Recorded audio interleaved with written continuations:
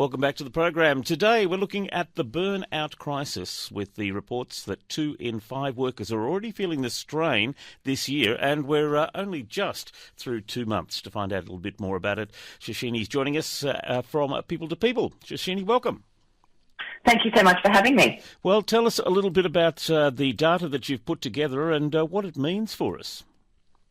I think what we're really seeing from this report is that a lot of employers are waiting too long before they address the critical issue of burnout.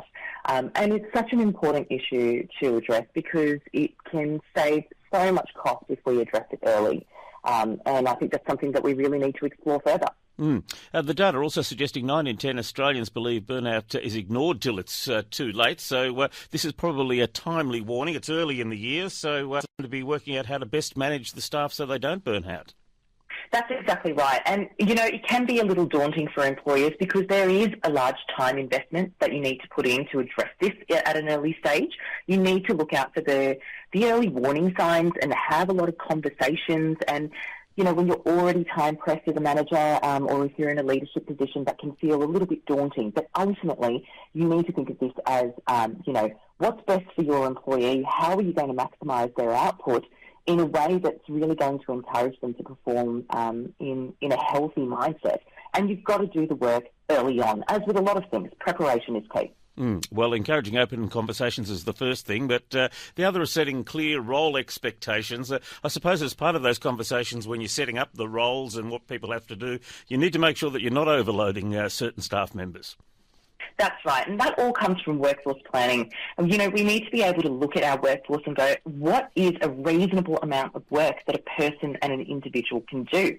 And, you know, as we discussed in terms of starting early with conversations with your employee, like you've just mentioned, with setting clear role expectations, that starts even prior to that in going, how many people do I need to perform this task? What do we actually want to gain from, you know, having one person do far too much work in an 8-hour day, for example? So a lot of planning goes into that, and being able to clearly identify who is doing what responsibility and how much time that's going to take is a key part of that. And allowing for flexible work arrangements works. At the moment in my job, so I've got a couple of medical appointments I have to go and do at different times, and the boss has been really good about how to sort of fit that into the day, and it does work quite well. But for others, it can be a little more difficult depending on what sort of things they have, picking up kids from school, for example, and you might only be able to work certain hours of the day or perhaps a little bit from home in the evening.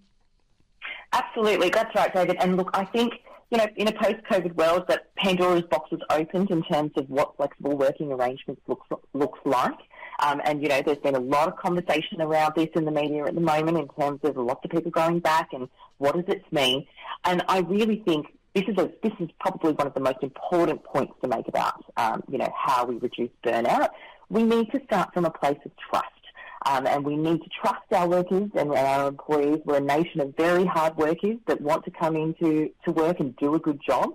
And when people ask for a request in terms of, you know, whether they need to go to an appointment, as you said, or picking up their kids, we should start from a place of trust as an employer to go, ultimately, most people want to come in and do a good job, and if we can make this work, their output is probably going to be better, and we're going to retain them in the long run. Now, this is not always apparent for every single industry, and I do understand that, but I think there's a lot of room for improvement in many industries that can accommodate this.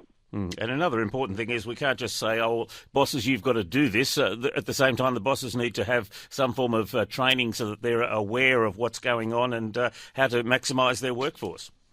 Exactly. It's not just about conversations to your team members. It's also about conversations to your managers and your people leaders.